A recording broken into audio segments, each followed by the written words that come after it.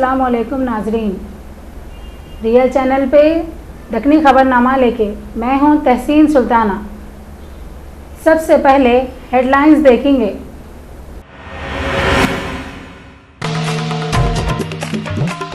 तेलंगाना के chief minister Chandrashekhar Rao लाल दरवाजे की महाकाली मंदिर में बोनाल फेस्टिवल की खुसूसी पूजा करे। हिमाचल प्रदेश की बैलेंस नदी से हैदराबाद की एक और स्टूडेंट की लाश मिली। बीजेपी वाले दिल्ली के असेंबली इलेक्शन के वास्ते रेडी है गते। यूपी के शहर मुरादाबाद में सैलाब के वैसी हालत से कुत्ते की गांव पानी में डूब गए। और हिंदी फिल्मों के मशहूर हीरो राजेंद्र कुमार की सालगिरह पे रियल चैनल की खुसूसी रिपोर्ट। अब पूरे न्यूज़ तफसील से देखेंगे। तेलंगाना के चीफ मिनिस्टर चंद्रशेखर राव लाल दरवाजा महाकाली मंदिर में बोनाल फेस्टिवल की खुसूसी पूजा करे। इसमें होम मिनिस्टर नयन नरसिम्हा रेड्डी, निजामाबाद के एमपी कविता रेड्डी के अलावा city police commissioner Hyderabad Mahendra Reddy भी इस पूजा में शरीक हुए। पुराने शहर के एरिए लाल दरवाज़ा में हमेशा बोनाल फेस्टिवल धूम से मनाते। ये साल पहले से भी ज़्यादा धूमधाम से मना रहे हैं। इस मौके पे तेलंगाना के सीएम केसीआर, होम मिनिस्टर नयन नरसिम्हा रेड्डी, निजामाबाद की एमपी कविता रेड्डी के अलावा city police commissioner Hyderabad Mahendra Reddy और तेलंगाना के पीसीसी के लीडर पी लक्ष्मैया लाल दरवाजे की मां काली मंदिर में 20 जुलाई को खुसूसी पूजा करे। ये पूजा में तेलंगाना के कित्ते की लीडर भी आए थे। इस पूजा में बच्चियां तेलंगाना का खास ड्रेस पहने हुए बोनाल की पूजा का सामान सर पे उठा के मंदिर के दर्शन को आए थे। पूरे शहर में पुलिस का बेहतरीन इंतज़ाम है, मगर थोड़े बहुत रोडों पे ट्रैफिक एक मसला बन गया। इंजन बौली से चारमीनार जाने के रास्ते को मोड़ दिए। चारमीनार जाने के वास्ते लोगों को बहुत परेशानियां हो रही। हर गली और रोडों पे पोतराज अपने ख़ास अंदाज में लोगों को आशीर्वाद देते हुए जा रहे थे।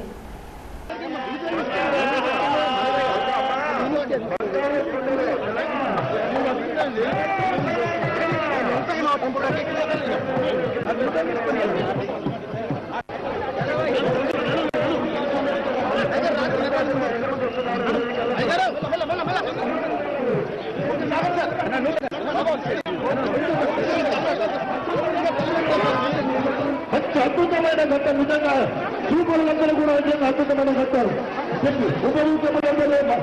అద్భుతమైన ఘట్టం నిజంగా. కేసీఆర్ గారు తెలంగాణ రెండు మోదీ గారు.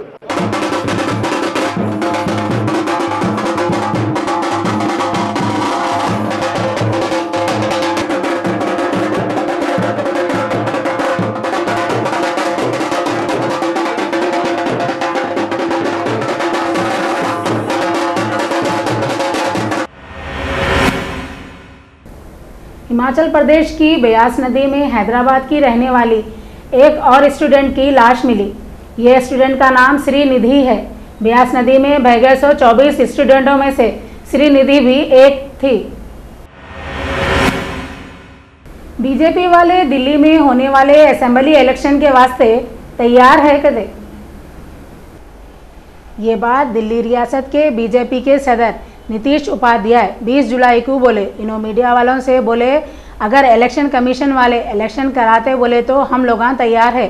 अगर लेफ्टिनेंट गवर्नर नजीब जंग बीजेपी वालों को हुकूमत बनाने के वास्ते ऑफर करे तो हालात को देखते हुए फैसला करने तैयार है। दिल्ली में आम आदमी के सरकार हटने के बाद से अब तक सदर राज चल रहा। बीजेपी वालों के पास 70 सीटों में से 28 सीटें हैं। एक जिम्मेवार दल है।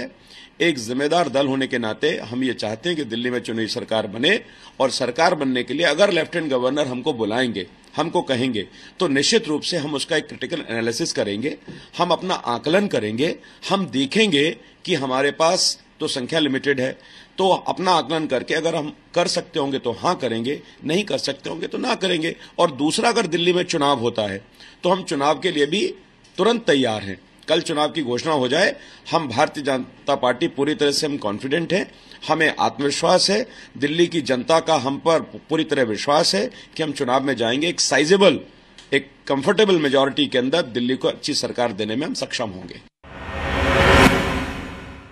उत्तर प्रदेश के शहर मुरादाबाद में सैलाब के जैसी हालत है। अतराफ के कित्ते की गांव पानी में डूबे हुए हैं। बर्तना बनाने में पूरी दुनिया में मशहूर मुरादाबाद पानी में डूबा हुआ है। वहाँ पे घर में भी पानी है, घरों के अंदर भी पानी है, घरों के बाहर भी पानी है। बेचारों को घर में रह जैसा है ना बाहर निकले जैसा है। खाने पीने का सामान और दूसरे चीज़ें पानी में बह के चले गए। ना खाने को कुछ है ना पीने को कुछ है। रामगंगा नदी खतरे के निशान से ऊपर बह रही। इस वास्ते गंगा के किनारे जो लोग रह रहे हैं इनको फौरन निकल जाओ बोल के वार्निंग दे दिए।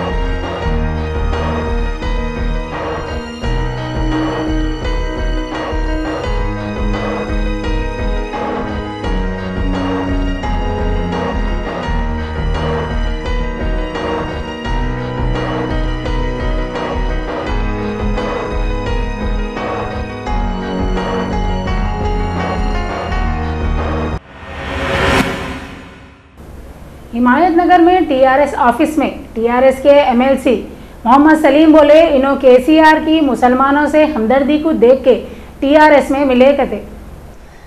मोहम्मद सलीम रियल चैनल के नुमाइंदे से बातें करते हुए बोले केसीआर मुसलमानों की गरीबी और तालीमी हालत बहुत ही कमज़ोर है बोल के फ़िक्रमंद है। इस वास्ते इन्हों वक्फ के जायदादों की हिफाजत और मुसलमानों को 12% रिजर्वेशन देने के बारे में सीरियस है। मोहम्मद सलीम बोले चंद्रशेखर राव की मुसलमानों के साथ हमदर्दी को देख के इन्हों 20 साल से जो पार्टी में थे इसको छोड़ के टीआरएस में आ गए कहते। बाद में टीआरएस ऑफिस में इफ्तार की दावत भी हुई जिसमें आलिमा, मुर्शिदा और दूसरे लोग भी शरीक हुए। 12% रिजर्वेशन आने से जो है पूरे बच्चे जो फीस नहीं बन सकते, जो एडमिशन नहीं ले सकते, वैसे बच्चों के लिए भी बहुत बेनिफिट है ये। और आज तक कोई सीएम ऐसा अनाउंसमेंट नहीं करा जो चंद्रशेखर राव करे, जो टीआरएस के जो चीफ मिनिस्टर है। और आने वाले टाइम में जो है ना इंशाल्लाह 1 साल के अंदर उन्होंने कल वायदा करे कि कमेटी भी डाले, इंशाल्लाह कमेटी भी अच्छी रिपोर्ट देंगी। ऊपर वाले से उम्मीद है कि अच्छे से अच्छा जो है ना माइनॉरिटी जितने परेशान थे, मतलब आज तक जो भी गवर्नमेंट है, आंध्रा वाले, रायलसीमा वाले, ये लोगों ही गवर्नमेंट चलाए यहाँ पर। तेलंगाना का कोई चीफ मिनिस्टर नहीं बना। एक चिन्ना रेड्डी के दौर में 1-2 साल 3 साल क्या था कि चिन्ना रेड्डी, उसके बाद में कोई भी नहीं थे।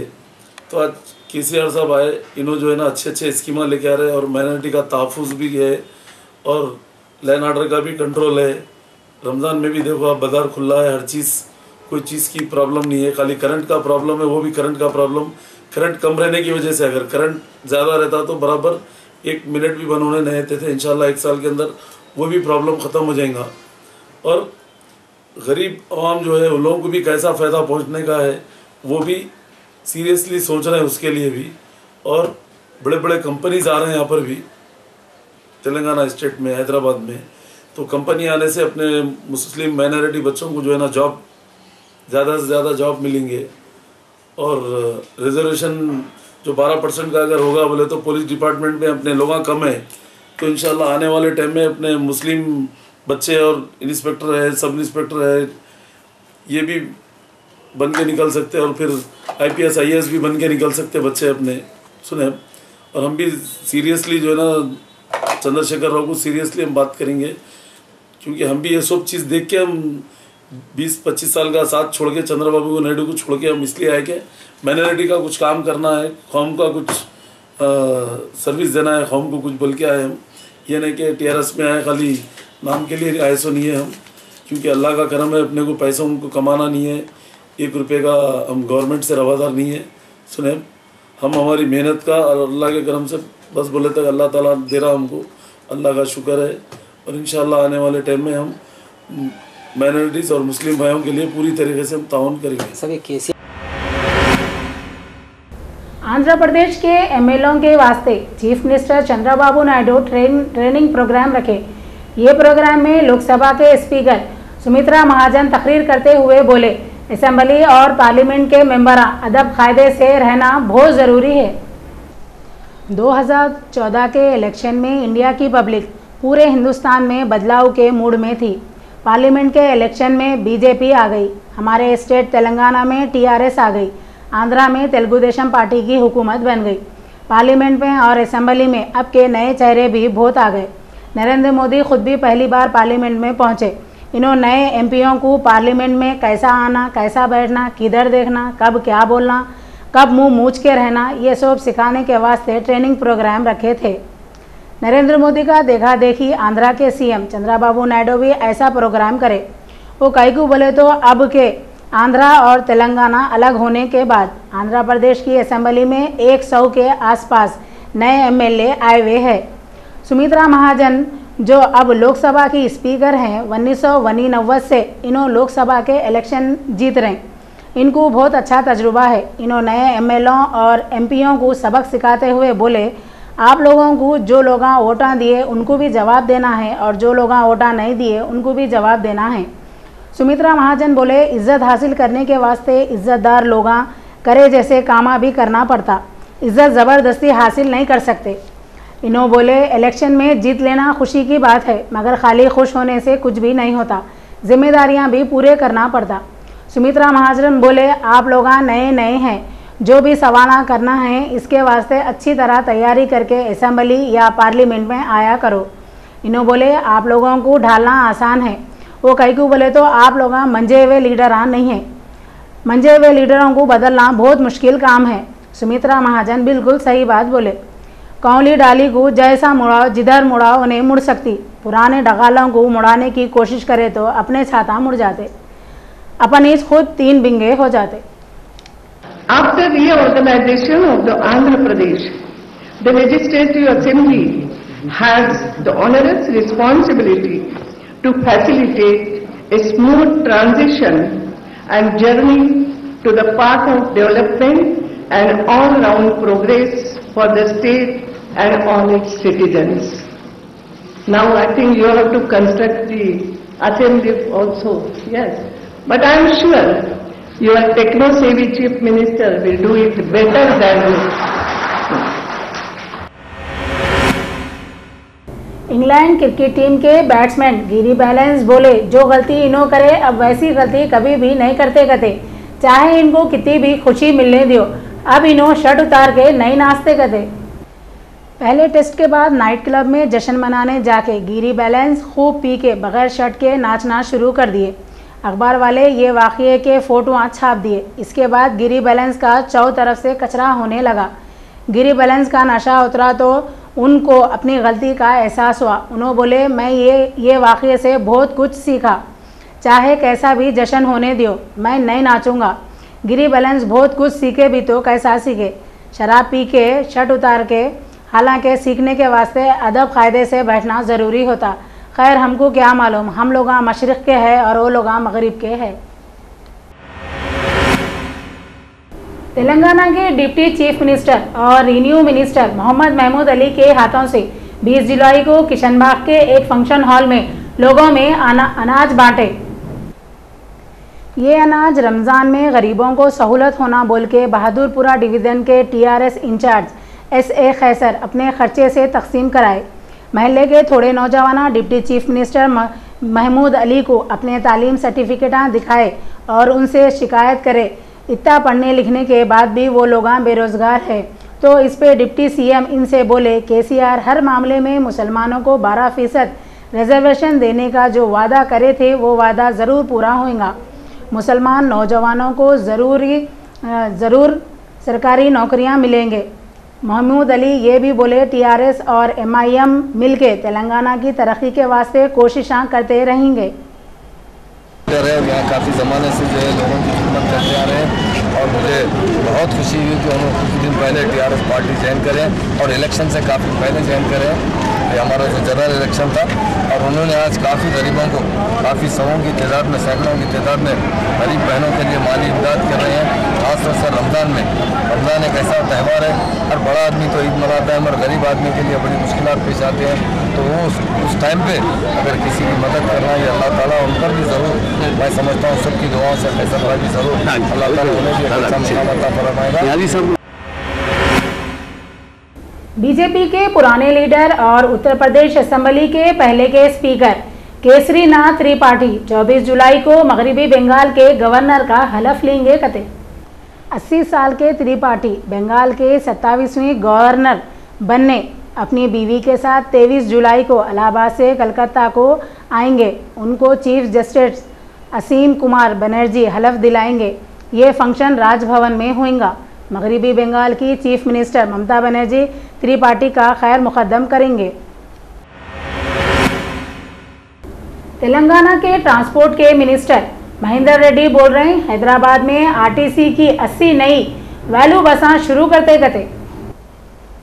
तेलंगाना के ट्रांसपोर्ट के मिनिस्टर महेंद्र रेड्डी बोल रहे हैं, शहर हैदराबाद में रोड ट्रांसपोर्ट कॉरपोरेशन आरटीसी की 80 नई वैल्यू बसें बहुत जल्दी शुरू करते।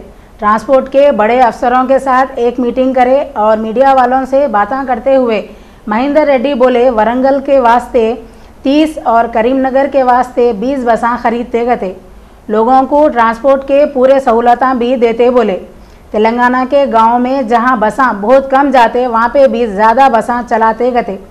महेंद्र रेड्डी बोले, फिल वक्त बसों के किराए में कुछ भी इजाफा नहीं करेंगे। इराक में हो रहे गड़बड़ों की तरफ से एक महीने के अंदर 3500 आदमियाँ अपने अपने घरों को वापस आ गए और अभी भी 50 आदमियाँ इराक में फंसे हुए हैं। कहते बिहार के फूड मिनिस्टर रामविलास पासवान बोले, बिहार में हुकूमत की लापरवाही की वजह से गरीबों को अनाज नहीं मिल रहा। पासवान मीडिया वालों से बातें करते हुए बोले, बिहार में 14 मार्च 2014 को फूड प्रोवेक्ट लॉ बनाए थे और इसमें ये देखेच नहीं कौन अनाज लेने का हकदार है कौन नहीं है। इस वास्ते गरीबों को इससे फ़ायदा हो रहा है नहीं। कई को बोले तो हकदारों के बजाय दूसरे लोग फ़ायदा उठा ले रहे हैं। सेंटर के मिनिस्टर वेंकैया नायडू यूपीए हुकूमत पे इल्ज़ाम लगाते हुए बोले, मुल्क में ज़रूरी चीज़ों के कीमत यूपीए हुकूमत की तरफ से बढ़े। इन्हों बोले, एपी में 2020 तक करंट की बहरानी भी ख़त्म हो जाएंगी। दक्कन ज़कात चैरिटेबल ट्रस्ट वालों की तरफ से 20 जुलाई को एमआईएम के एमएलए अहमद पाशा खादरी गरीब लोगों को अनाज बांटे। दक्कन ज़कात चैरिटेबल ट्रस्ट की तरफ से मेहदीपट्टनम चौरस्ते पे एमआईएम के एमएलए अहमद पाशा खादरी और नामपल्ली एमएलए जाफर हसन मेराज गरीब लोगों को अनाज तकसीम करे।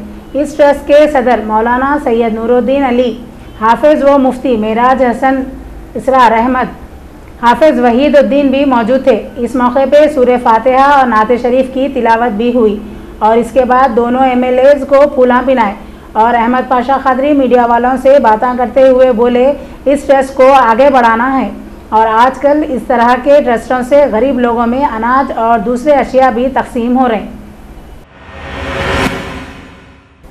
पहले ज़माने के मशहूर एक्टर राजेंद्र कुमार के 85वीं पैदाइश के दिन पेश है। रियल चैनल के न्यूज़ एडिटर सुल्तान काजमी की एक खुसूसी रिपोर्ट। पहले के हीरो लोगों में 4 हीरो ऐसे थे जिनको बड़े हीरो बोलते थे। वो दिलीप कुमार, राज कपूर, देवानंद और राजेंद्र कुमार थे। राजेंद्र कुमार 20 जुलाई 1929 को सियालकोट में पैदा हुए। इन्हों रोटी रोजगार के वास्ते 1945 में मुंबई को आए थे। छोटे मोटे फिल्मों में रोल करके पेट भर लूँगा बोल के सोचे थे, मगर किस्मत को कुछ और ही मंजूर था। राजेंद्र कुमार 5 सालों तक HS रावल के पास असिस्टेंट बन के काम कर रहे थे। वो दिनों में उनके पास पहनने को अच्छे कपड़े भी नहीं थे। एक वक्त इनको मामूली कपड़े पहन के सेट पे चले गए। कोई उनका कचरा कर दिया। उनके दिल को बहुत तकलीफ हुई। उन्होंने सोच लिए, अगर मेरे पास पैसे आए तो मैं ऐसी ड्रेसिंग करूँगा, लोग देखते रहना। उनको जब फिल्म वचन में बड़ा रोल मिला और उस ज़माने में 1500 रुपये मिले, जो कि बहुत बड़ी रकम थी। तो इन्हों पूरे पैसों के कपड़े खरीद लिए थे कहते। उसके बाद राजेंद्र कुमार मरने तक भी अच्छी ड्रेसिंग करना नहीं भूले। राजेंद्र कुमार को 1950 में केदार शर्मा की फिल्म जोगन में एक छोटा रोल मिला। ये फिल्म में दिलीप कुमार और नरगिस थे। दिलीप कुमार के साथ ये इनकी पहली और आखिरी फिल्म थी। वाले तेरा जवाब नहीं, हुस्न वाले तेरा जवाब नहीं, कोई तुझसा नहीं हजारों में। 1957 में महबूब खान की जबरदस्त फिल्म मदर इंडिया आई थी। ये फिल्म में राजेंद्र कुमार का रोल रोमांटिक था। बाद में भी राजेंद्र कुमार सारी जिंदगी रोमांटिक हीरो बने हुए रहे। 1959 में अमित सक्सेना की म्यूजिकल फिल्म गूंज उठी शहनाई आई। ये फिल्म में राजेंद्र कुमार अमित के साथ हीरो बन के आए थे। ये फिल्म के गाने बहुत हिट हुए थे। ये फिल्म में कह दो कोई ना करे यहाँ प्यार, जीवन में प्यार तेरा साथ रहे और तेरे सुर और मेरे गीत जैसे ज़बरदस्त गाने थे। ये फिल्म के गाने भी चले, फिल्म भी चली और राजेंद्र कुमार भी ये फिल्म से ऐसा चले रुकने का नाम ही नहीं लिए। पीछे मुड़ना तो क्या आजू बाजू भी देखने की उनको फुर्सत नहीं मिली। मगर जानती हो फारसी के बहुत बड़े शायर ने कश्मीर के बारे में क्या कहा है? क्या? उसने कहा है गर फिरदौस बर रूए ज़मी अस्त, हमी अस्तो हमी अस्तो हमी अस्त। क्या मतलब?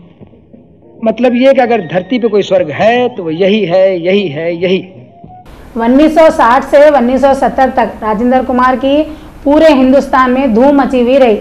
ये वो दौर था जब उनके 7 फिल्में एक साथ सिल्वर जुबली मनाए थे। लोग उनको जुबली कुमार पुकार रहे थे।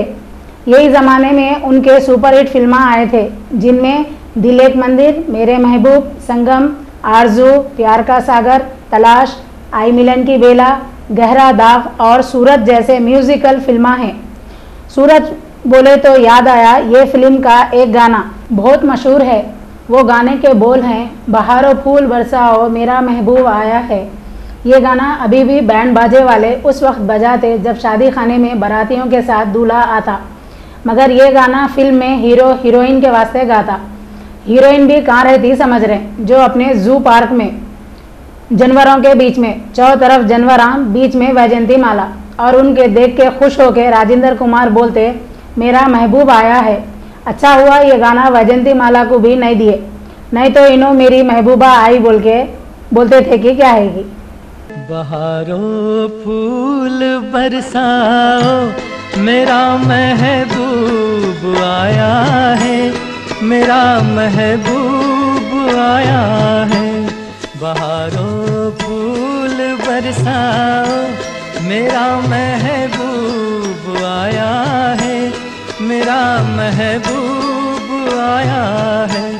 हवाओं रागनी गाओ मेरा महबूब आया है, मेरा महबूब आया है।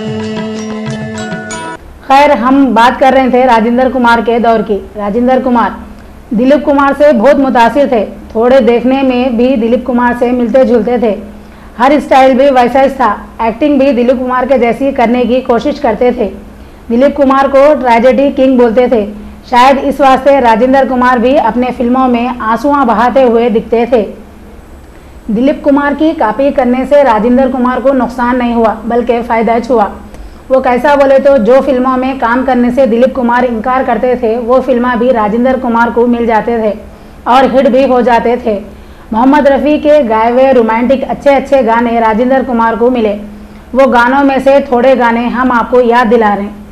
मेरे महबूब तुझे मेरी मोहब्बत की कसम, तेरी प्यारी प्यारी सूरत को किसी की नज़र ना लगे, ए नरगिसे मस्ताना बस इतनी शिकायत है, मुझे प्यार की ज़िंदगी देने वाले, रिमझिम के गीत सावन गाए, मुझे तेरी मोहब्बत का सहारा मिल गया होता, ये मेरा प्रेम पत्र पढ़कर कि तुम नाराज़ ना होना। और भी ऐसे कितने की गाने हैं जो आज भी स्टेजों पे और महफिलों में गाए जाते।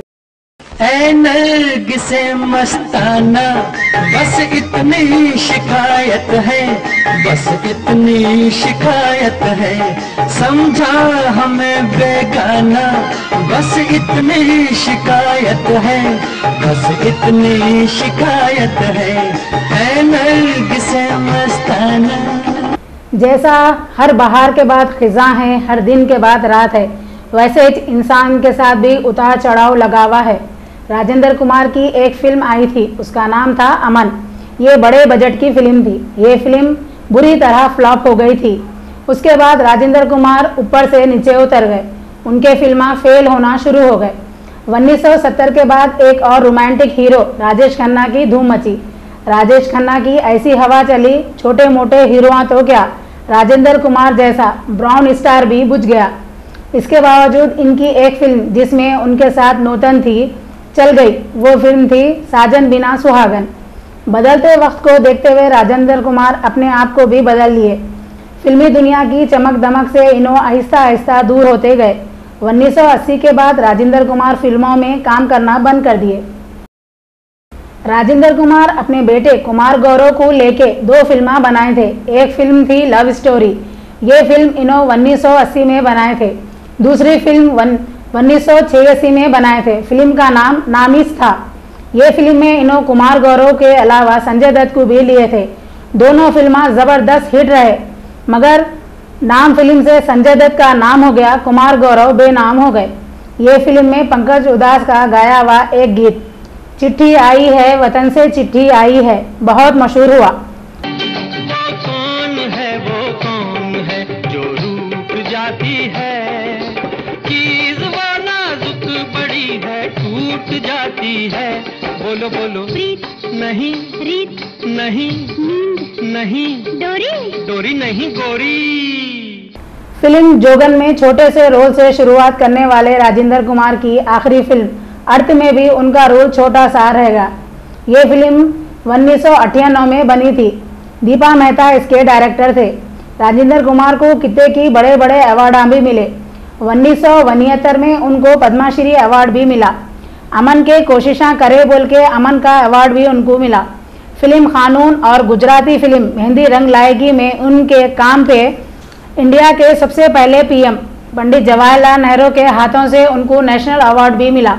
राजेंद्र कुमार चैरिटी स्कीम बनाए बोल के उनको स्पेशल शास्त्री नेशनल अवार्ड भी दिए।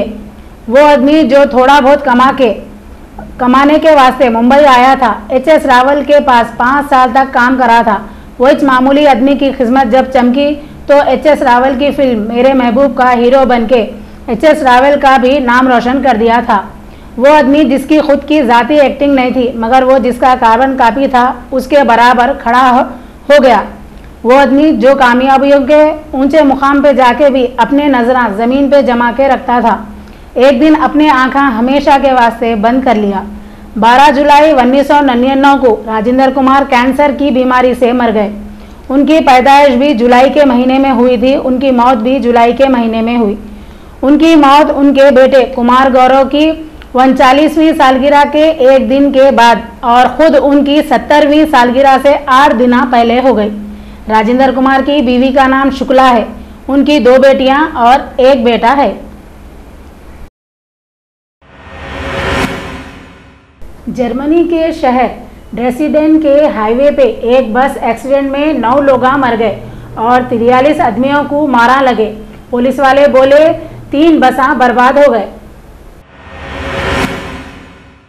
अब तक इंसाना बमा लगा के हमला करते बोल के सुने थे, मगर हिमास ग्रुप वाले गजा में होने वाली लड़ाई में गधों को बमा लगा के छोड़ दे रहे थे।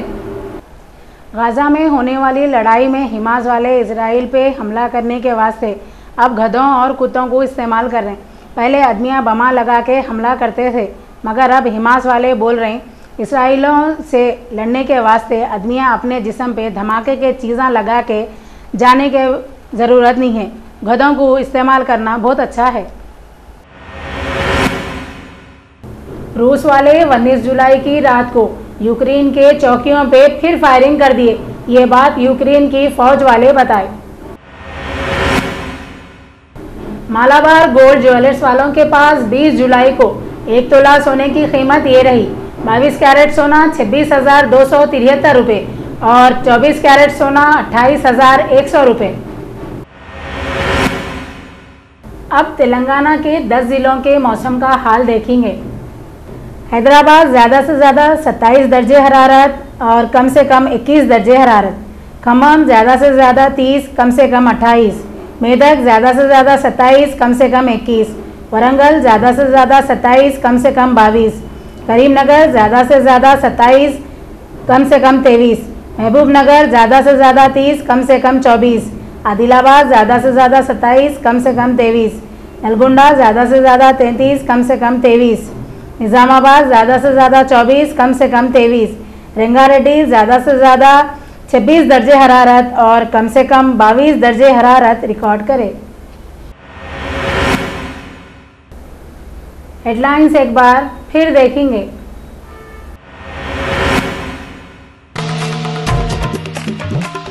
तेलंगाना के चीफ मिनिस्टर चंद्रशेखर राव लाल दरवाजे की महाकाली मंदिर में बोनाल फेस्टिवल की खुसूसी पूजा करे। हिमाचल प्रदेश की बैलेंस नदी से हैदराबाद की एक और स्टूडेंट की लाश मिली। बीजेपी वाले दिल्ली के असेंबली इलेक्शन के वास्ते रेडी है गते। यूपी के शहर मुरादाबाद में सैलाब के वैसी हालत से कुत्ते की गांव पानी में डूब गए। और हिंदी फिल्मों के मशहूर हीरो राजेंद्र कुमार की सालगिरह पे रियल चैनल की खुसूसी रिपोर्ट। आज के खबरनामे में बस इतना ही। इंशाअल्लाह कल मैं फिर आऊँगी। फी अमानुल्लाह।